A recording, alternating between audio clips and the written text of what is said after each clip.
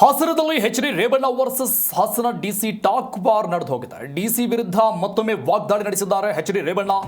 ಪಾಪ ಜಿಲ್ಲಾಧಿಕಾರಿಗಳಷ್ಟು ಅನುಭವ ಇಲ್ಲ, ಅಷ್ಟು ಓದಿಲ್ಲ ನಾನು ಅಂತ ಹೇಳಿದ್ದಾರೆ. ಎಚ್.ಡಿ. ರೇವಣ್ಣ ಅವರ ಮಾತಿದು. ಡಿಸಿ ವಿರುದ್ಧ ಮತ್ತೊಮ್ಮೆ ವಾಗ್ದಾಳಿ ನಡೆಸಿದ್ದಾರೆ ಎಚ್.ಡಿ. ರೇವಣ್ಣ.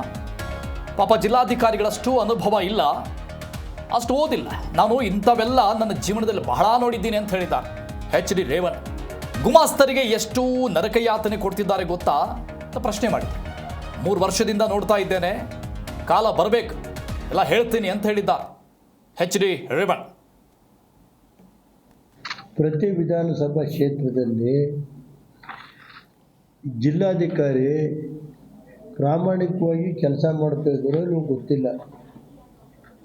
ಏಕೆಂದರೆ ಅವ್ರ ಬಗ್ಗೆ ನನ್ನ ಜೀವನದಲ್ಲಿ ನಾನು 30 ವರ್ಷ ಶಾಸಕರಾಗಿ ಕೆಲಸ ಮಾಡಿದ್ದೀನಿ. ಇಂಥ ಜಿಲ್ಲಾಧಿಕಾರಿ ನೋಡಲಿಲ್ಲ. ಅದೆಲ್ಲಿಂದ ಹಿಡ್ಕೊಂಬಂದವರು ಗೊತ್ತಿಲ್ಲ. ಈ ಜಿಲ್ಲಾಧಿಕಾರಿನ ತಹಸೀಲ್ದಾರರು ನಾವೇನು ಕಳಿಸಿಲ್ಲ. ಈ ಸರ್ಕಾರ ತಹಸೀಲ್ದಾರರು ಕಳಿಸ್ತಾರೆ.